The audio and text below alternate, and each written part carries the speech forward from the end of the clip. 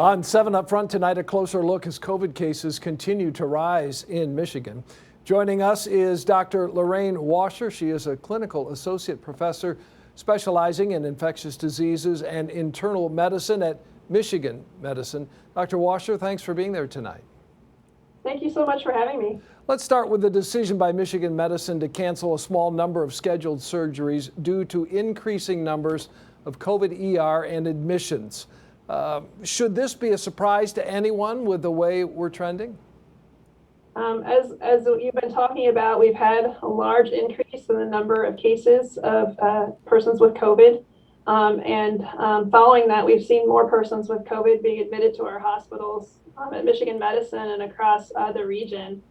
And the rising occupancy and the forecast for even continued high demand for emergency care and admissions really has forced our hospitals to make a difficult decision to reschedule really a small number of surgeries later this week and into next week to really maintain our high standards for safe patient care. In a tweet this morning, the chief of Michigan Medicine's surgery department said help, appealing to the governor or the CDC, among others, to do something with our state at high risk. Are additional restrictions in order for us, do you believe? Yeah, I mean, that's a really tough question, and there are lots of different viewpoints on that for sure. What we've seen across the state is a change in the demographics of who's getting infected with COVID. It's really being led with the highest case rates in those who are the 20 to 40-year-olds, and also highest case rates that we've seen throughout the pandemic in children 19 and under. A lot of that is driven by K through 12 activity, particular sports activity, including on the field, but more often off the field activities. And so some have asked, including the CDC, for our leaders in the government here to consider whether at least a halt on some of those in-person sports activities at the K through 12 level might be in order. How much do you believe the variants are playing a factor here, or is it just simply a case of pandemic fatigue and or simply no longer following recommended protocols for this age group in particular?